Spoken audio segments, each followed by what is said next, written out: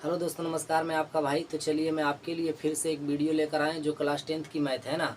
Doctor केसी सिन्हा से हम लगातार आपको वीडियो दे रहे हैं ना। तो देखिए एक्सरसाइज 1.2 में आपको क्वेश्चन नंबर हम 1 बताए थे। आज आपको क्वेश्चन नंबर 2 से स्टार्ट करेंगे, है ना। देखिए यहाँ आपको क्वेश्चन नंबर 2 में लिखा हुआ है कि 2375 जीरो में 5 का अधिकतम घात ज्ञात करें। यानी इस क्वेश्चन में 5 का आपका घात निकालना है और अधिकतम निकालना है कि सबसे ज़्यादा 5 का घात क्या होगा, है ना। तो चलिए आइए बिना समय बर्बाद किए सीधे हम क्वेश्चन की ओर चलते हैं ना। देखिए आप हल करेंगे। पूछा है कि 2375 जीरो में, है ना। देखिए मैथ एकदम बिल्कुल आसान होता है, ध्यान से आप सीखिए। कह 2375 में 5 का अधिकतम घात आपसे पूछा है, तो इसको आप क्या कीजिए, अभाज्य गुणनखंड कर दीजिए, है ना। देखिए अभाज्य गुणनखंड करना है। इकाई अंक आपका सम संख्या है तो 2 से लग जाएगा, है ना। देखिए ये सब इकाई दहाई आपको बार बार बोलना हमको अच्छा नहीं लगता है, क्योंकि आप ये सब जानते हैं, बेसिक चीज़ें, है ना। 10th में आ गए आप। और देखिए 2 से लगाना है, ये सब 2 से लगेगा, 3 से लगेगा। ये विभाजिता है, विभाजिता उठाकर वीडियो को देख लीजिए, है ना। चलिए देखिए 2 इकाई हो जाएगा 2, और फिर 3 को 2 इकाई हो जाएगा 2, एक बच गया, ये 17 हो जाएगा। तो ये हो जाएगा कितना, 2 अठी का 16, एक बच गया तो हो गया 15, 2 सत्ती का 14, एक बच गया तो हो जाएगा 2 पचे का 10। अब बताइए यहाँ पर ध्यान से आपको समझना है। पूछा है कि 5 का अधिकतम घात, है ना। तो यहाँ देखिए 2 से लगा, अब इकाई अंक आपका देखिए क्या है, ये 5 है, यानी विषम संख्या है। अब 2 से नहीं लगेगा। 3 से लगाने का नियम होता है कि संख्या को जोड़ दीजिए। जोड़ने पर यदि 3 से कटता है तो पूरा संख्या 3 से कटेगा। जोड़कर देख लीजिए, ये हो जाएगा 5 और 7 12, 12 8 20, और 20 21, 21 1 22 हो गया, जो कि 2 से नहीं लगेगा, 3 से भी नहीं लगेगा। ये लगेगा कितना से, 5 से, है ना। देखिए 5 को 10 को 5 से 11 को पहले काटिए। 5 दूना का हो जाएगा क्या, 10। 11 में से 10 चला गया, एक बच गया तो हो जाएगा 18। तो 5 तिया का हो जाएगा कितना, 15। आपका बच गया 18 में से 15 गया 3, तो यहाँ हो जाएगा 37। तो 5 सत्ते का 35, 37 में से 35 गया, 2 बचा, यहाँ 2 आएगा, 25 हो जाएगा, 5 पचे 25, है ना। जब आप एक बार में 5 से लगा दिए तब आपका 3 से अब नहीं लगेगा, यानी 5 से ही लगेगा, या तो उससे आगे लगेगा, है ना। देखिए 5 से फिर लगाइए तो 5 चौका हो जाएगा आपका 20, 23 में से 20 गया, कितना बच गया 3, यह आपका हो गया 37। तो 5 सत्ते का 35, 37 में से 35 गया, 2 बच गया, आपका यहाँ बचेगा 2, तो 5 पचे हो जाएगा कितना, 25। फिर लगेगा आपका 5 से, तो ये हो जाएगा 5 अठी 40, 5 नमा का 45, बच गया आपका 2, 25 हो जाएगा, तो 5 पचे 25 हो जाएगा। और फिर लगाइए यहाँ पर 5 से, तो कितना लगेगा, 5 इकाई 5, 4 बच जाएगा, तो ये हो जाएगा 5 नमा का 45, यानी 19 पचे 95। 19 से लगाइए तो ये आपका होगा कितना, 19 इकाई 19। समझ पा रहे होंगे। तब इसको आप क्या कीजिए, गुणनफल के रूप में लिखिए, यानी 2 और क्या आया 5, 5 5 5, देखिए कितना बार है, 4 बार है, तो 4 बार लिखिए। और आपका एक 19 है तो 19 लिखिए, है ना।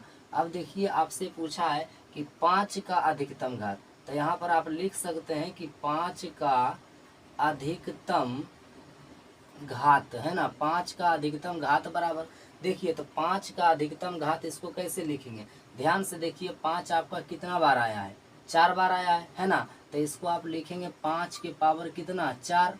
तो 5 के पावर जब 4 होगा तो देख लीजिए यहाँ पर घात क्या दिख रहा है आपका, यानी 4 सबसे ज़्यादा, तो 4 आपका ये क्या हो जाएगा, आंसर हो जाएगा। समझ पाए। यानी 5 का अधिकतम घात, देखिए 5 के पावर 4, हम 4 कैसे लिखें, क्योंकि 5 आपका 4 बार है ना। तो 5 के पावर 4 किए, और आपसे घात पूछा है तो 5 के पावर 4 बताइएगा, यानी 4 ही की नहीं कि 5 बताइएगा, है ना। क्वेश्चन नंबर आप 2 एकदम आसान तरीके से समझ गए। चलिए अब क्वेश्चन नंबर 3 देखते हैं ना। तो चलिए क्वेश्चन नंबर आपका 3 में लिखा हुआ है, देखिए कह 1440 में 2 का अधिकतम घात ज्ञात कीजिए, है ना। उसी प्रकार से बनेगा, यानी 1440 को आप क्या कीजिए, अभाज्य गुणनखंड कर दीजिए। 2 बार में लगेगा, 2 सती का 14, और ये हो जाएगा 2 दूना का 4, 0 है तो 0। 2 बार में लग जाएगा, ये 2 तिया का 6, एक बच गया 12, तो ये हो जाएगा 6 दूना का 12, 0 है तो 0 हो जाएगा। फिर 2 बार में लगेगा, 18 दूना का 36, 0 है तो 0। फिर 2 बार में लगाइए, 9 दूना का 18, 0 हो जाएगा। समझ पा रहे होंगे आप। 2 से लगाइए, 45 दूना का 90 हो जाएगा। और ये आप लगा दीजिए 3 से, तो 15 तिया का 45 हो जाएगा। फिर लगेगा 3 से, 3 पचे का 15 होगा। और आपका 5 से लगेगा, 5 इकाई क्या होगा, 5 होगा। समझ पा रहे हैं। एकदम ये अभाज्य गुणनखंड की है। अब आपसे पूछा है कि 2 का अधिकतम घात, देखिए यहाँ पर पूछ रहा है 2 का अधिकतम घात, तो पहले आप इसको गुणनफल के रूप में लिख लीजिए। बताइए 2 कितना बार आया है, 1 2 3 4 5 बार आया है ना, तो 3 4 1 5 हुआ। और आपका 3 2 बार है तो 3 को भी आप 2 बार लिखिए, और 5 आपका 1 बार है तो 5 को 1 बार लिखिए। अब देखिए 2 के पावर यहाँ कितना हो गया 5, और 3 के पावर 2, और यहाँ हुआ आपका 5, है ना। तो यहाँ आपसे जो क्वेश्चन पूछा उसका जवाब देना है ना।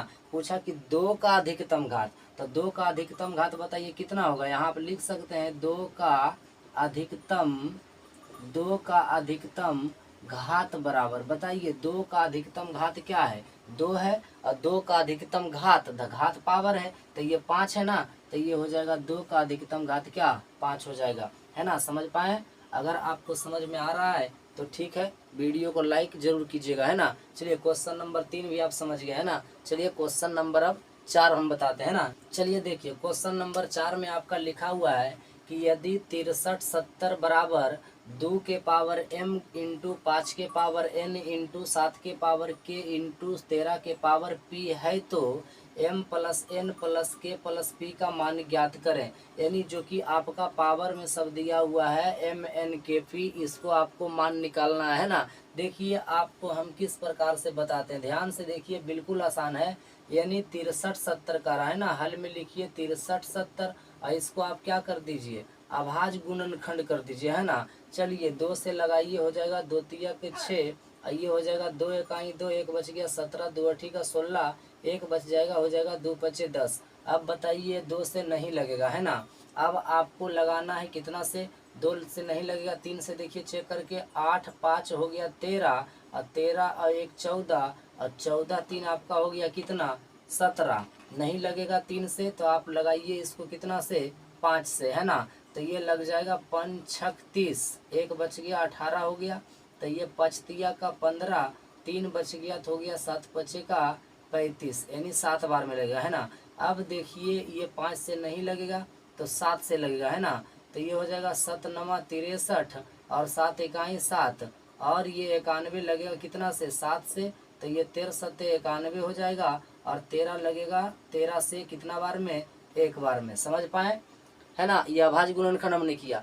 अब देखिए आपसे पूछा है क्या 2 के पावर, तो इसको आप सबसे पहले यहाँ पर देखिए क्वेश्चन लिखा हुआ है, ध्यान से आप देखिए कि क्या लिखा हुआ है ना। 2 के पावर, पहले इसको आप लिख लीजिए क्वेश्चन, 2 के पावर m और इंटू 5 के पावर n इंटू 7 के पावर k इंटू 13 के पावर p। देखिए ध्यान से, अब आपको पूछा है कि 2 है तो 2 लिख दीजिए, है ना। और 2 के पावर m बोला, यानी 2 देखिए कितना बार है, बताइए 2 1 बार है, तो 2 के पावर हो जाएगा 1, समझ रहे हैं। इंटू मतलब गुना होता है। 5 है तो 5 देखिए यहाँ आप लिख दीजिए, अब 5 के पावर बोला n, तो 5 देखिए कितना बार है, तो 5 भी 1 बार है, तो 5 के पावर हो जाएगा 1, इंटू मतलब क्या होगा गुना। 7 है तो 7 लिख दीजिए। अब यहाँ पर देखिए ध्यान से आप देखिएगा कि 7 के पावर कितना है 1 है, तो 7 के पावर 1 है, 7 देखिए कितना बार है 2 बार है, तो 7 के पावर आप 2 लिख दीजिए, और इंटू मतलब गुना। 13 देखिए 13 के पावर p है, तो 13 के पावर p यानी 13 कितना बार है, तो 13 आपका देखिए ध्यान से 1 बार है। समझ पाए। अब इसको देखिए क्या कीजिए, यहाँ पर लिख दीजिए m plus n plus k plus को क्या लिखिएगा p लिखिएगा। अब बताइए m के जगह पर 1 है तो 1 लिखिए, n के जगह पर कितना है 1 है तो 1 लिखिए, k के जगह पर कितना है 2 है तो 2 लिखिए, p के जगह पर 1 है तो 1 लिखिए। अब जोड़ दीजिए 1 और 1 2 और 2 4, और 4 और 1 आपका क्या हो जाएगा 5 हो जाएगा। ये आपका क्या हो जाएगा आंसर हो जाएगा। समझ पाए। क्वेश्चन नंबर 4 बिल्कुल आसान है ना। अब चलिए क्वेश्चन नंबर हम 5 बताते हैं। चलिए देखिए क्वेश्चन नंबर आपका 5 देखिए लिख दिया है कि निम्नलिखित में कौन सा युग्म सह अभाज्य है। आपको इसमें सबसे पहले समझना है, ये बोर्ड एग्जाम में आपसे पूछा जाता है ना, ध्यान से समझिए। निम्नलिखित में से कौन सा युग्म सह अभाज्य है। सह अभाज्य आप किसे कहेंगे, जिसका मासा 1 होगा, यानी HCF 1 होगा, है ना। जिसका HCF 1 होगा वह सह अभाज्य कहलाएगा। तो चलिए इसमें हम निकाल के देखते हैं बारी बारी से कि किसका HCF 1 होता है ना। आप ध्यान से देखिए, यहाँ पर 1 नंबर में लिख दिया है 32 और क्या लिखा है 62, तो 32 और 62 का आप HCF निकाल लीजिए। लग जाएगा कितना बार में, 32 दूना 64 ज़्यादा हो जाएगा तो एक बार में लगेगा 32 इकाई 32, ये 0 होगा, ये 3 बचेगा और आपका यहाँ 32 आ जाएगा, ये 30 इकाई हो जाएगा, 30 बच गया आपका 2, ये कैंसिल हो गया और यहाँ आपका आ जाएगा कितना 30। तो बताइए ये 15 बार में लग गया, 15 दूना 30 है ना, समझिए।